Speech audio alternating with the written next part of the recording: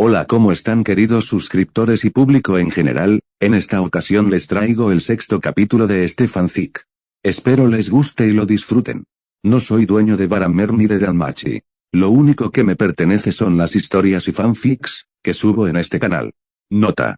Es muy probable que en cualquier momento, mi canal sea uno de los elegidos por YouTube para ser eliminado. Y eso lo confirmo porque 3 de mis canales han sido eliminados recientemente, uno sin videos además. Así que he pensado en crear una página web propia en las próximas semanas, en donde publicaré los capítulos tanto en video como escrito, para que puedan disfrutarlo. Pueden unirse al grupo de WhatsApp de Fanfics God para mantener vivo al canal en caso de que eso suceda, mientras hago los preparativos para crear mi página. Sin nada más que agregar, comencemos. Capítulo 6. Desde el punto de vista de Hestia. El sol comenzaba a teñir de naranja los tejados de Horario cuando crucé la plaza frente al gremio. En mi pecho, el nombre Dante Greenville resonaba como un eco de un pasado que no lograba atrapar. Había visto sus ojos. No eran los de un muchacho.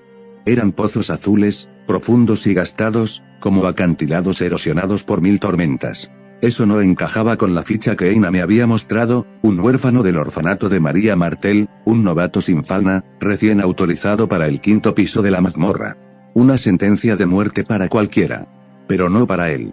Recordé el peso de Bell en los brazos de aquel joven, su silencio mientras lo depositaba con una suerte de respetuosa solemnidad en los escalones de la iglesia.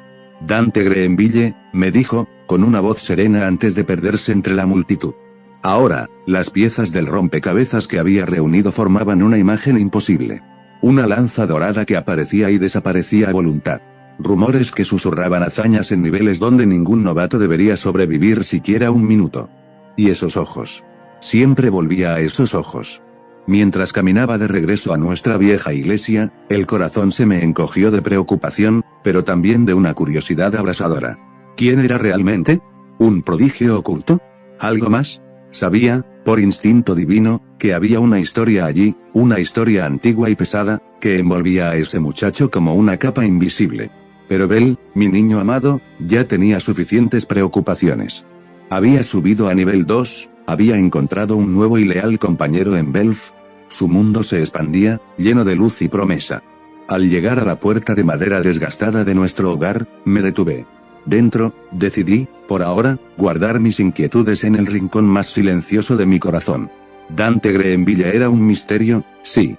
Pero mi deber, mi alegría, era esperar aquí, con una sonrisa cálida y una cena preparada, a que Bell regresara sano y salvo de su propia aventura. El misterio del aventurero de ojos antiguos podría esperar. Porque esta noche, lo único que importaba era el sonido de sus pasos acercándose por el sendero, y la luz que iluminaba su rostro al verme esperándolo. Mi familia, mi hogar, estaba aquí. Todo lo demás. Era solo humo en el viento de Horario.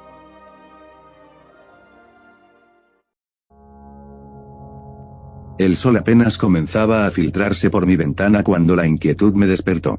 Bell no había regresado. Mi corazón, ese pequeño fuego que siempre arde por él, se encogió de miedo. Corrí al gremio, mis sandalias golpeando el pavimento de Horario con una urgencia desesperada. Eina, ¿han pasado? Bell, Lily, Belf. Mis palabras salieron entrecortadas. La semi-elfa negó con gravedad, sus ojos reflejando mi propio temor. No lo pensé 2 veces. Necesito una misión de búsqueda. Ahora. Mientras Eina asentía y tomaba el formulario, el sonido de la pluma rasgando el pergamino era el único ruido en mi mundo de ansiedad. Hasta que una voz, firme y conocida, cortó la tensión. Hestia. Me giré. Allí estaban, Takemi Kazuchi, y a su lado, Mikoto y Ouka, 2 pilares de lealtad, pero sus rostros no me decían nada bueno. La entrada a la mazmorra siempre me pone nerviosa. Hoy, el aire frío y húmedo me recibe como una bofetada. No estoy sola. A mi lado, Hermes sonríe con esa calma que me irrita, y Asfi, su capitana, ajusta sus gafas con precisión meticulosa. Del clan de Takemi Kazuchi, Mikoto, Ouka y Chigusa asienten con determinación. Son rostros serios, preparados para la búsqueda. Mi corazón late por Bell. Ya pasó bastante tiempo desde que se adentró con Lily y Belf, pero cada minuto pesa como plomo. Justo cuando creo que no puedo estar más tensa, una figura se une a nosotros en silencio. Una elfa de cabello dorado y ojos verdes como bosques antiguos. Hermes la presenta como Ryu. No dice más. Sé que ese nombre es un secreto, una carga. Pero en sus ojos veo la misma urgencia que siento. Nos adentramos. Las paredes de piedra se cierran a nuestro alrededor, y los ecos de criaturas lejanas llenan los pasadizos. Camino junto a Mikoto, cuyos pasos son seguros y silenciosos. Encontraremos a Bel, diosa Hestia, susurra. Asiento, aferrándome a esa esperanza. El grupo avanza hacia los niveles intermedios. Cada sombra me hace contener la respiración, esperando ver su cabello blanco, su sonrisa torpe. Pienso en el atrapado, herido. Aprieto los puños. No importa qué secretos carguemos o qué peligros enfrentemos. Lo traeré de vuelta. Porque él es mi familia, y las mazmorras no se quedarán con lo que es mío.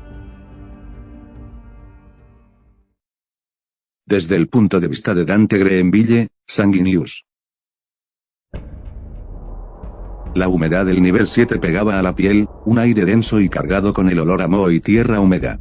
Al frente, 3 criaturas con escamas iridiscentes y garras como dagas de obsidiana avanzaban con un sigilo inquietante. Para Nira, Tanya y Rolf, cada encuentro aquí era una prueba de fuego. Podía escuchar el jadeo de Rolf tras su pesada hacha, el tintineo nervioso de las flechas en la aljaba de Nira, el leve bufido de advertencia de Tanya. Sus orejas felinas aplanadas contra el cráneo. Yo ajusté el agarre en el aire. La telesto, mi lanza dorada, materializándose en mi palma como un rayo de sol capturado en la penumbra. No pesaba nada, y sin embargo, contenía eones. Flanco derecho, Dante. Gritó Rolf, embistiendo a la bestia central. Asentí. Mis movimientos no eran los de un novato de 10 años, lo sabía. Pero en este cuerpo que había crecido demasiado pronto, y en esta nueva vida, la contención era mi segunda naturaleza. Avancé, no con la torpeza de un aprendiz, sino con la economía letal de una tormenta perfectamente dirigida. La telesto dibujó un arco dorado, un destello que perforó la garganta escamosa de la criatura de la derecha antes de que pudiera levantar su garra. No fue un golpe de fuerza bruta, sino de precisión quirúrgica, aprovechando el punto exacto donde las escamas se solapaban. La bestia se desvaneció en un chisporroteo de polvo de cristal. Sin pausa, giré sobre mis talones. Tanya ya estaba enredada con la segunda, sus dagas chispeando contra las garras. Un movimiento rápido, casi imperceptible. La telesto se desmaterializó de mi mano derecha y reapareció en mi izquierda, clavándose como un aguijón en el costado del monstruo que distrajo a la felina lo suficiente para que ella rematara con un tajo limpio. Gracias, resopló Tanya, sus ojos felinos brillando con un destello de admiración y esa perpetua curiosidad. La última criatura, enfurecida, cargó contra Nira. La elfa, serena, ya tenía una flecha encajada. Pero yo estaba más cerca. Un paso, un giro, y la telesto, ahora en su forma completa, atravesó el aire como un relámpago dorado, clavándose en el suelo justo entre las patas del monstruo. No fue para matar, sino para desequilibrar. La criatura tropezó, y la flecha de Nira silbó para encontrar su ojo. Polvo de cristal. Silencio. Rolf se apoyó en su hacha, respirando con fuerza. Por el Ganesa, Dante. Cada día me sigo preguntando cómo haces eso sin falda en tu espalda. Me encogí de hombros, dejando que la telesto se disolviera en motas de luz dorada que se desvanecieron. Suerte, supongo. Y mucha práctica. Era una media verdad que ya no cuestionaban. Después de más de una semana juntos, mis peculiares técnicas se habían vuelto parte del paisaje del grupo, un misterio aceptado. Lo que ninguno de nosotros notó, absortos en el alivio post-combate y en recoger los fragmentos de cristal, fueron los ojos que nos observaban desde la sombra de un túnel lateral. Unos minutos antes. Con el grupo de Hestia. El aire denso y húmedo del séptimo nivel de la mazmorra pesaba sobre los hombros del grupo. Hestia, con su cabello oscuro recogido en sus características coletas, avanzaba con determinación, flanqueada por los aventureros del Takemikazuchi. Su expresión era una mezcla de preocupación y urgencia. A su lado, Hermes, con su sonrisa habitual pero ojos alerta, y Asfi, la capitana de su familia, mantenían una vigilancia constante. Los guerreros de Takemikazuchi, espadas y lanzas en mano, eliminaban con eficacia a los monstruos más débiles que surgían de las sombras, abriendo camino. El objetivo de Hestia era claro, encontrar a Belcranel y a sus compañeros, quienes, según sus cálculos, podrían estar atrapados en los niveles intermedios. Cada minuto contaba. Fue entonces cuando, por encima del chasquido de armaduras y los gruñidos de los monstruos, llegó a sus oídos un sonido distinto, el claro estruendo de un combate, metálico y frenético, que resonaba desde un pasadizo adelante y a la izquierda. ¿Escuchan eso?, preguntó Hestia, deteniéndose. Sí, asintió Hermes, su mirada volviéndose calculadora. Otro grupo. No suena como una emboscada casual. Parece una pelea sostenida. Para Hestia, la lógica fue instantánea.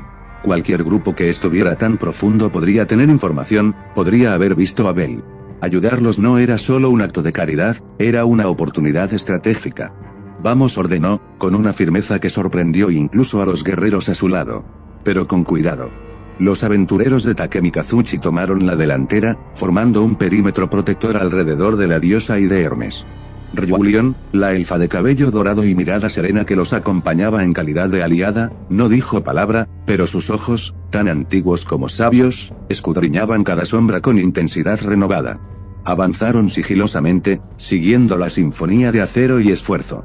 Cuando finalmente giraron hacia una cámara más amplia, iluminada por la tenue luz de los cristales del techo, el grupo de Hestia se detuvo en seco. La escena que se desarrollaba ante ellos los hizo quedarse quietos, observando con distintos grados de sorpresa. En el centro del claro, un cuarteto de aventureros luchaba con feroz coordinación contra una oleada de criaturas ágiles propias del nivel. 3 de ellos, un hombre con un hacha, una elfa con arco y otra con orejas de gato, mostraban signos claros de fatiga. Sus movimientos eran defensivos, conteniendo los flancos. Pero era el cuarto miembro quien capturaba toda la atención. Era un joven, no mucho mayor que Bel, moviéndose con una fluidez que desafiaba la lógica de la mazmorra. En sus manos, una lanza dorada giraba como una extensión de su propio cuerpo, trazando arcos de luz mortíferos. Cada estocada era precisa, cada bloqueo, sólido. Derribaba a las criaturas con una eficiencia brutal y serena, protegiendo a sus compañeros exhaustos y manteniendo el núcleo del grupo intacto. Hestia sintió que el aire se le escapaba de los pulmones. Sus ojos se abrieron como platos. Ahí está él, pensó, un torrente de recuerdos invadiéndola. Lo había conocido solo 3 días atrás, en la vieja iglesia, cuando llegó cargando a un Bel inconsciente y gravemente herido, guiado por la Payún Lily. Dante Greenville. El aventurero novato sin falma. El huérfano del orfanato de María Martel. La información confidencial que había obtenido del gremio, movida por la curiosidad y la preocupación, decía claramente que su permiso estaba restringido hasta el 5º nivel. ¿Qué demonios está haciendo en el 7º? Su asombro era el más profundo, pero no el único. A su lado, Hermes y Asfi intercambiaron una mirada cargada de significado. Habían oído rumores vagos, susurros en las tabernas sobre un lancero fantasma sin bendición, pero verlo era confirmar algo que bordea lo imposible. Los guerreros de Takemikazuchi fruncían el ceño, desconcertados. La fuerza y técnica del joven no coincidían con su apariencia juvenil ni con la ausencia de un emblema divino visible. Era algo desconocido y, por tanto, potencialmente peligroso. Y luego estaba Ryu. La elfa, de nivel 4, cuya experiencia en combate era vasta y terrible, observaba sin pestañear. Sus ojos verdes, usualmente impasibles, reflejaban un destello de puro análisis táctico. Midió cada movimiento de Dante, la economía de su esfuerzo, la anticipación en sus paradas, la potencia controlada en sus ataques. En su mente, fría y calculadora, se formó una conclusión ineludible: es igual o incluso más fuerte que yo. La admisión, silenciosa y privada, llevaba el peso de una verdad inquietante. Con el grupo de Dante. La batalla estaba en su clímax. El aire olía a sangre y sudor. Uno de los compañeros de Dante, Rolf, agotado como sus otras 2 compañeras, fue quien, al alzar la vista para buscar un respiro, vio las siluetas en la entrada de la cámara. Contacto, logró gritar, su voz ronca por la fatiga. La reacción fue instantánea. Los 4 combatientes giraron como un solo organismo hacia la nueva presencia, manteniendo sus guardias.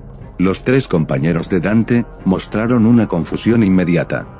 Sus ojos se posaron primero en Hestia y luego en Hermes, reconociendo el aura única de la divinidad. Sus mentes, adoctrinadas por años de convención, chocaron contra la incongruencia. ¿Dioses? ¿Aquí? Está prohibido. Para ellos, era una anomalía alarmante. Dante, sin embargo, tras un barrido visual rápido, centró su atención en la figura menuda de coletas oscuras. La reconoció. Era la diosa Hestia, la protectora de Belcranel. Una oleada de preguntas surgió en su mente. ¿Qué hace ella aquí? Está buscando a Bel, pero no había tiempo para teorías. Su expresión, bajo la máscara de concentración marcial, se mantuvo impasible, aunque sus ojos reflejaron un destello de reconocimiento y una profunda cautela. Los dos grupos se observaron a través del campo de batalla humeante, separados por cuerpos de monstruos y la tensión palpable de lo inesperado. El rugido de la mazmorra pareció amortiguarse por un momento, dejando en el aire solo el sonido de la respiración agitada y el peso de miradas cargadas de sorpresa, interrogantes y una incipiente evaluación de fuerzas. El destino, caprichoso, había entrelazado sus caminos en las profundidades, donde las reglas de la superficie parecían desdibujarse.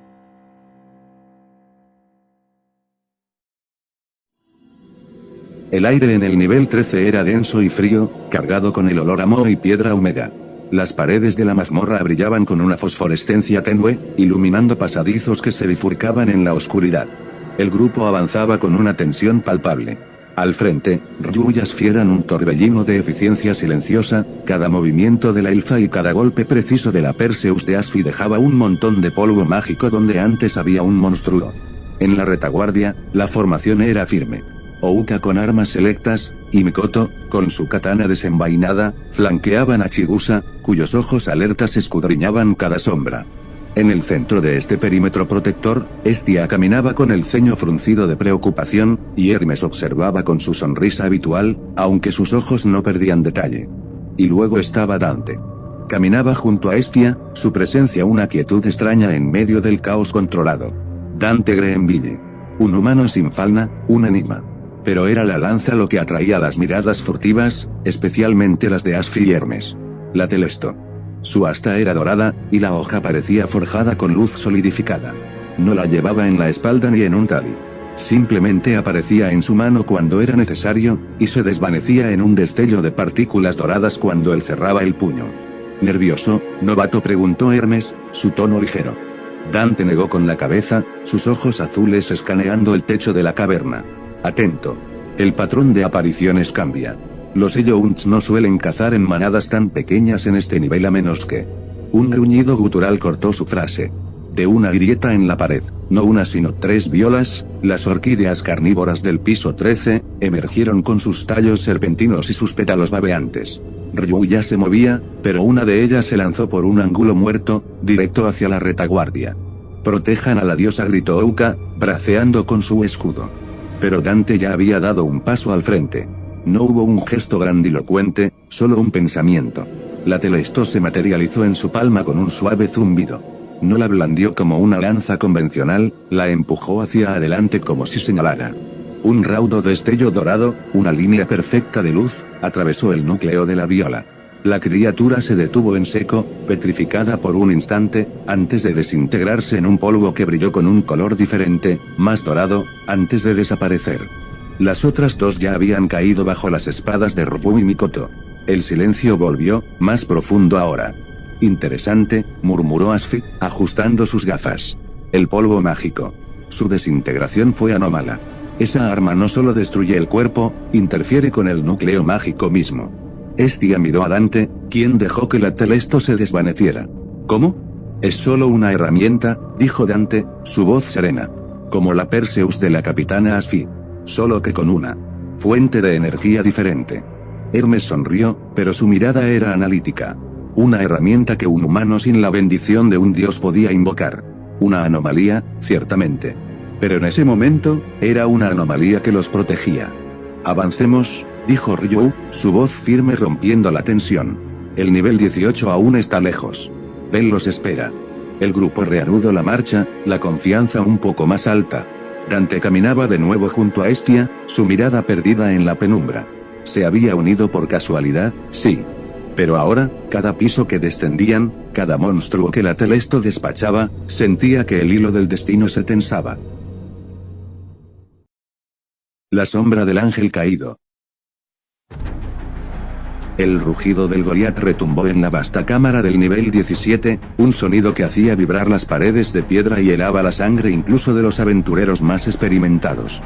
Dante Greenville ajustó su agarre en Telesto, la lanza dorada que parecía absorber la tenue luz de las rocas de cristal incrustadas en el techo. A su lado, Asfial Andrómeda y Ryurion intercambiaron una mirada cargada de incredulidad y resignación. Ambas eran guerreras consumadas, y sin embargo, allí estaban, siguiendo el plan de un novato sin falna, un muchacho que, según todas las leyes de horario, no debería haber sobrevivido al 10º piso, inclusive al 5º. Manténganse móviles, ordenó Dante, su voz sorprendentemente calmada para la situación. No intenten dañarlo. Solo eviten sus golpes y dirijan su atención hacia los flancos. Yo me encargaré del centro. Asfia sintió, sus dedos jugueteando con los hilos mágicos de su artefacto. Ryu desenvainó sus espadas cortas, una expresión de feroz determinación en su rostro. Ambas habían sentido la energía extraña que emanaba de la lanza del joven, una pulsación sutil que no era magia, ni falna, sino algo completamente ajeno a ese mundo. El Goliat avanzó. Cada paso suyo era un pequeño terremoto. Sus ojos, como brasas ardientes en la oscuridad de su rostro simiesco, se fijaron en el trío. Levantó un brazo monumental, un tronco de músculo puro y piel curtida como roca volcánica, y lo estampó contra el suelo donde, un instante antes, había estado Ryu. Ahora, gritó Dante. No corrió hacia atrás. Corrió hacia adelante.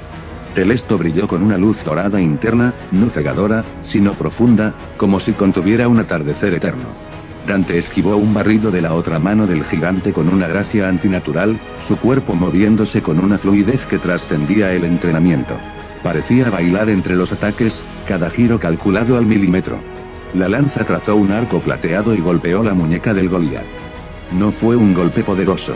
No hubo explosión de energía ni carne desgarrada. Pero el Goliat retrocedió, soltando un gruñido de sorpresa y dolor. Retiró la mano como si hubiera tocado fuego. Donde Telesto había hecho contacto, una pequeña parte de su piel oscura se había vuelto pálida y quebradiza, como piedra caliza gastada por el tiempo. ¿Qué fue eso?, murmuró Asfi, lanzando una red de hilos de fuerza mágica para enredar los tobillos del monstruo. No lo sé, respondió Ryu, atacando el tendón expuesto con sus espadas cortas, que apenas lograron hacer mella. Pero no es falna. Dante no les prestó atención. Su mente estaba dividida. Una parte, la parte consciente de Dante Greenville, el huérfano, calculaba distancias, predecía movimientos, y mantenía una fachada de esfuerzo controlado. La otra parte, el eco lejano de Sanguinius, el primarca, observaba la batalla con una frialdad clínica. Este Goliat era un adversario digno para un escuadrón de Astartes, pero para él, incluso en su estado actual, era solo un obstáculo. Un obstáculo que no podía eliminar sin rebelarse. Vio la mirada de este al partir. Esos ojos, llenos de un miedo que no era solo por Bell, sino por él. Lo había visto. Por un instante, cuando su control se resquebrajó ante la preocupación por su seguridad, las alas espectrales, el último vestigio de su gloria pasada, se habían manifestado por unos segundos. Un error. Un riesgo. El Goliat, enfurecido por el picor de los ataques de Asfi y Ryu y la extraña sensación de la lanza dorada, se irguió y golpeó su pecho, produciendo un sonido como de tambores de guerra. Luego, inhaló profundamente. «Cúbranse», advirtió Ryu, reconociendo la postura. De la boca del gigante surgió un torrente de rocas y escombros arrancados del propio suelo, un aliento devastador que barría la cámara. Asfi levantó un escudo de fuerza, pero la presión era inmensa. Ryu se agachó detrás de un pilar, que crujió bajo el impacto. Dante no se cubrió. Se plantó frente al torrente, hundió la base de Telesto en la piedra y empujó. No fue una fuerza física. Fue una voluntad. Una orden silenciosa que emanó de él y se impregnó en el aire.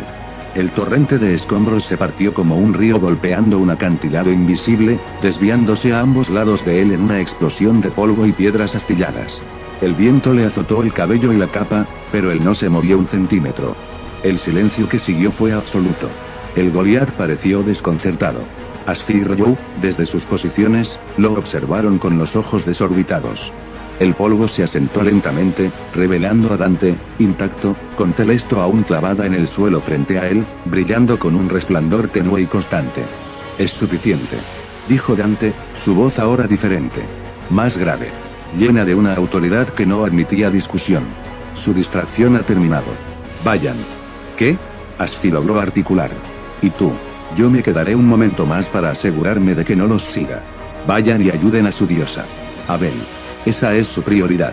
Ryu se puso de pie, mirando fijamente a Dante. En sus ojos verdes había una comprensión repentina.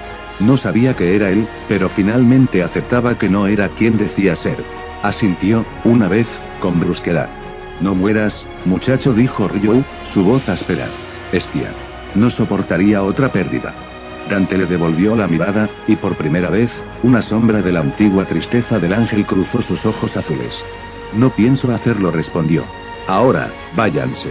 Asfi y Ryu no necesitaron que se lo repitieran. Corrieron hacia la grieta que descendía al nivel 18, sus pasos apresurados resonando en la cámara. El Goliat, recuperándose de su confusión, rugió y dio un paso hacia ellas, pero Dante se interpuso de nuevo. No. Dijo, en voz baja. Tu pelea es conmigo. Sacó a Telesto del suelo. El brillo dorado se intensificó, envolviendo no solo la hoja, sino también su brazo, subiendo por su hombro. Ya no había testigos. Ya no tenía que contenerse tanto.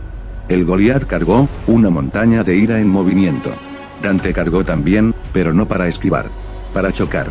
El mundo se redujo al sonido del impacto, al destello dorado que iluminó la cámara como un relámpago, y al grito ahogado de un gigante que conoció, por un instante, el toque de algo más antiguo y terrible que cualquier monstruo de las profundidades.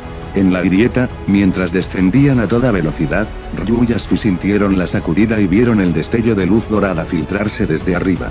No dijeron nada. Solo apretaron el paso, llevando consigo el peso de un secreto y el misterio de un ángel que luchaba solo en la oscuridad, protegiendo con su sombra a aquellos que ahora llamaban hogar.